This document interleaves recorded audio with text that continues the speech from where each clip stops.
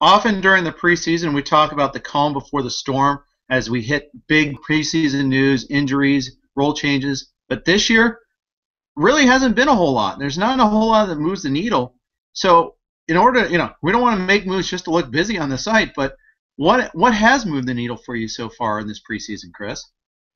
Not much, because you look at performance. The Giants haven't looked good. Trent Richardson hasn't looked good. There's certain guys like that, and you think, well, let's see how well that correlates to what happens in the regular season. It correlates poorly. It doesn't really matter as long as these are the guys with the jobs.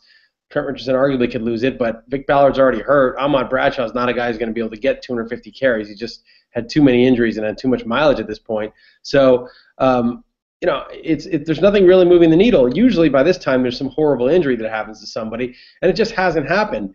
And you think, okay, that's great news for everybody. Well, it's great news for everybody except the zero running back guys, right? I mean, if you do a zero running back draft in July, part of the reason that that's a good strategy is because even stuff that happens in training camp, it can benefit you when backups end up getting the role. So far, it hasn't panned out. I've certainly, not drafted kickers and defenses and just stashed extra running backs on my teams, which is kind of similar, knowing that a lot of stuff happens in camp, and it just hasn't happened. My rankings now are not that different from my rankings a month ago.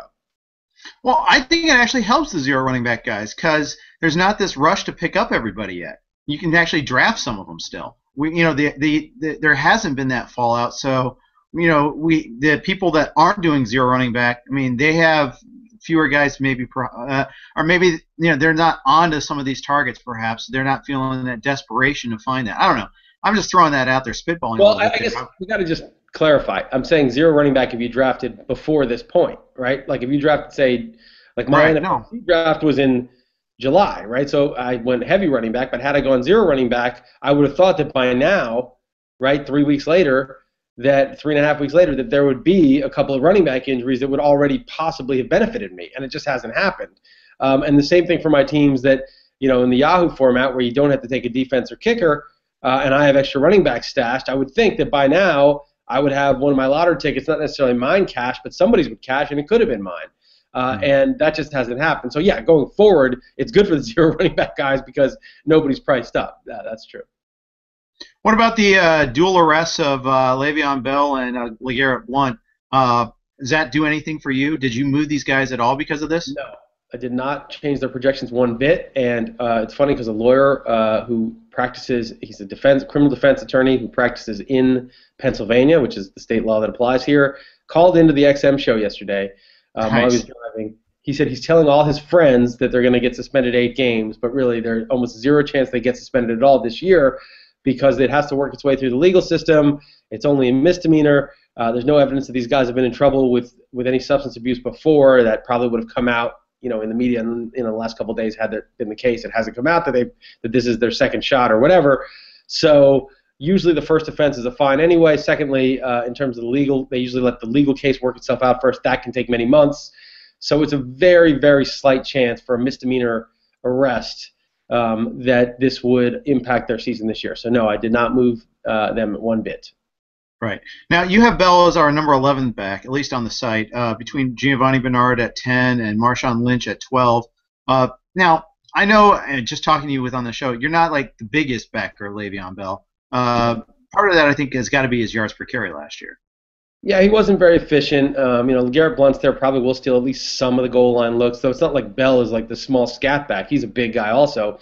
So there's no reason in their no huddle to take him out if they're rolling with it, and and it's a short yardage situation. But yeah, maybe LeGarrette Blount gets 6 touchdowns. The backup usually gets 3 or 4, usually, right? So it's like a couple extra get subtracted. Maybe he gets 8 and 4 get subtracted. That's a little bit more significant.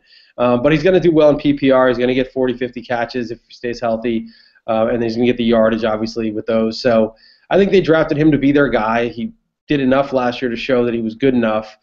He came into the season as their guy, and I don't really, everybody in the second round at running back pretty much has their warts. I got him late third in the Yahoo Friends and Family League, and I don't even like him. A lot of people like him more than I do, but that's, but great. I'll take him. I'll take him there.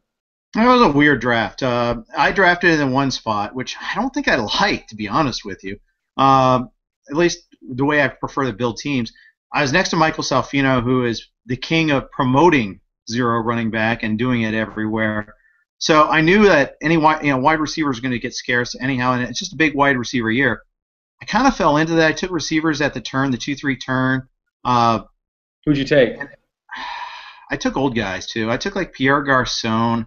I'm trying to remember. I play in too many leagues already, and I still have like 5 drafts left. I've got they got priced up pretty good. I think I got like Andre Johnson, Pierre Garcon, something of that nature there. And then he took Cordero Patterson at 3.2. I almost took it. I just felt like I couldn't pull the trigger that early on him. Maybe I should have taken a running back there. I don't know. Yeah, I don't mind this. I don't mind getting the elite running back and 2 receivers. I like Andre Johnson at that spot. I do too. I don't love Garcon. I actually got him in the Stopa League because he was $10, and I had to take. I was like, wow, that's crazy cheap. But he's not a guy I really like. I think instead of getting 180 targets, he gets like 135 this year, which is a huge drop off. Maybe he gets more efficient, but there's more red zone people now with Reed back, and Sean Jackson's not a red zone guy, but he'll take the top off the defense a couple of times. It's just a more crowded situation now. I lied, by the way. I got Victor Cruz and not Andre Johnson at that time. I'm fine with either of those guys. I think they're both comparable.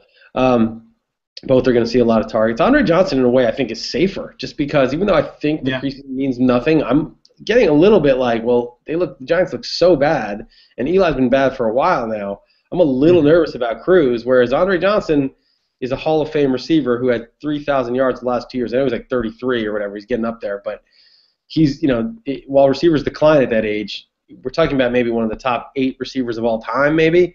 Yeah. So I would make somewhat of an exception for him.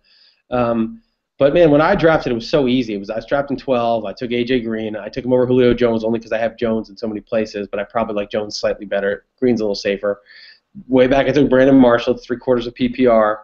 And then it was Le'Veon Bell and Spiller in 3-4. It's a 14-team league. It was like everything just dropped to me so easily and perfectly.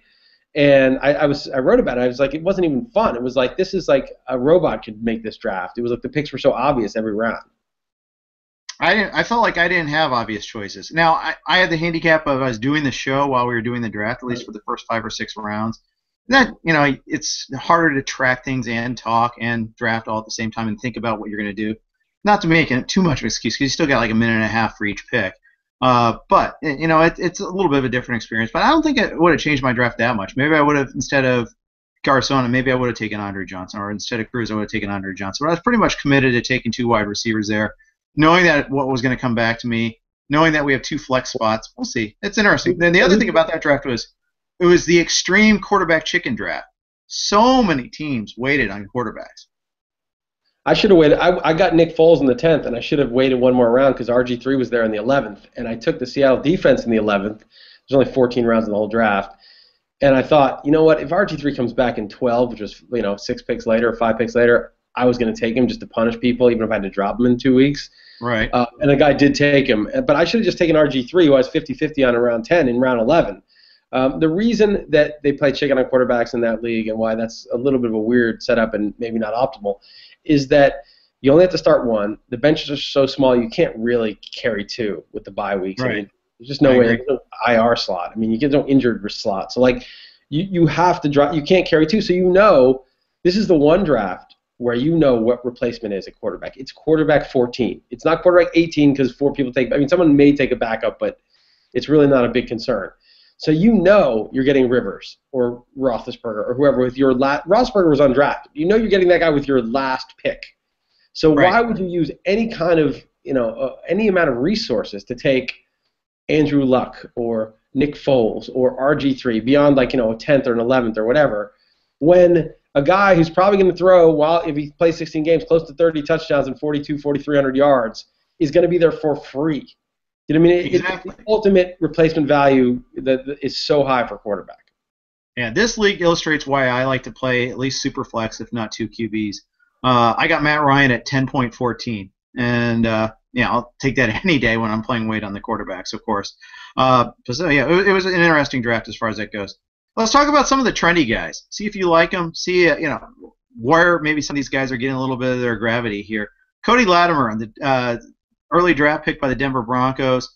Emmanuel Sanders has been banged up in the preseason. Nothing that portends to him being out during the season, but still, he hasn't done anything yet. I think people are getting a little nervous, and they like Latimer's skills. Right now, he starts the year as like the number 4 wide receiver for this Broncos team, but a lot of people think he could be something special there. Yeah, remember, he's really number 5 because Julius Thomas is there too, right? So he's True. basically like a number 2 receiver. So you have Thomas and Welker and Sanders, and then you have Latimer. Now, injuries happen. It's a great offense to be part of. I certainly see the case for it. I kind of prefer Devontae Adams. It's kind of a very similar situation in Green Bay because really it's just Nelson and Cobb, and then nobody's really that established. There's no tight end that's just jumped out. Maybe it's Richard Rodgers. Who knows? Maybe Jared Boykin follows up his year, has another good year, but he's not especially established. And Cobb and Nelson have both been hurt a good deal in their careers. So I think there's a better path for Devontae Adams than Latimer. I have Adams in a couple places, so I agree with you there. The second-year wide receivers are always trendy. This year, a couple of guys that have gotten a lot of love in drafts. Of course, Cordero Patterson's been one. Justin Hunter's another. Tennessee, now, it's Jake Locker. We got some mistrust issues with him. They also have some other guys at our options, but Hunter seems to be getting a lot of love lately. I can't disagree with that. I like the measurables. I like the size and speed with him. The other receivers they have in that receiving core aren't really red zone guys. Hunter could be huge this year. He could be, but I mean, think about it. Kendall Wright's going to get his targets, right? He catches like 90 balls. He's going to get his 130 targets or whatever. Okay, so that's a lot of targets right there. Delaney Walker gets targets, right? I mean, he's going to get his 80, 90 targets as a tight end. He gets targeted. Nate Washington, is he going to be gone? I don't know. He'll probably get 70 targets, right? So Hunter, I mean, in an offense that doesn't throw a whole lot with a quarterback that's not especially good, it is a pretty bad setup for him. Now, if he's just really that good, none of those guys that I mentioned are good enough to really stop him. He doesn't really have a real obstacle. When Mike Trout came up to the Angels, there was 5 guys in his way, none of whom were any good.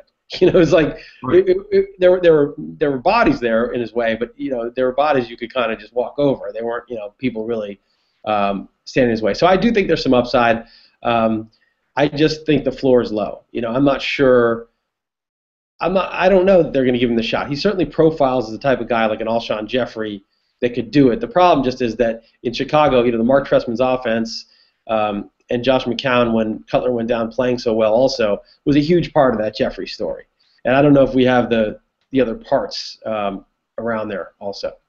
Right. Okay, you've done about as many drafts as I have, if not more. Who have you seen that's been a trendy guy who's rising in your drafts that you're talking about here?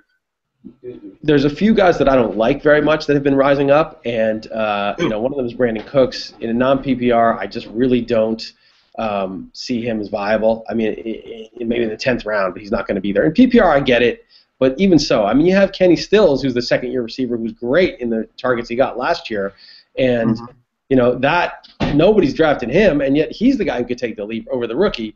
I think Cooks will be good in a PPR. He'll be Sproles-ish, which was very valuable, but he'll qualify as receiver. It's a little different instead of running back. They also have Colston still there. They also have, obviously, Jimmy Graham there. So I think Cooks is being overdrafted. It's not someone I want a part of, but he's very trendy right now. Jordan Matthews was trendy. Then he dropped a couple passes. Then he kind of surged a little at the end of preseason. He's getting trendy again. I just don't know what the roles are going to be in that offense. I suppose that's good because maybe his role will be big, but I just think it's just totally wide open. The guy that's trendy that I think is actually, I think it might be legit is Kelvin Benjamin. I mean, he looks like he's good. He's got the job. He is probably the number 1 guy. He has the size. I don't know who else Cam Newton's really going to throw to there. I think that's actually the most promising trendy guy of the bunch. Yeah, and the question for him is, does he have the speed? I think that he doesn't. But you don't need that much when you're that size. Right, especially if the thing is, he was considered a raw guy that maybe had some trouble running routes and things like that. But you know what? That could be overrated. Could just be a case where he wasn't used that much at Florida State because they didn't need to. Carolina's going to need him right away. Hey, Demaryius Thomas was considered raw too, coming out of college. Yeah. So just keep that in mind.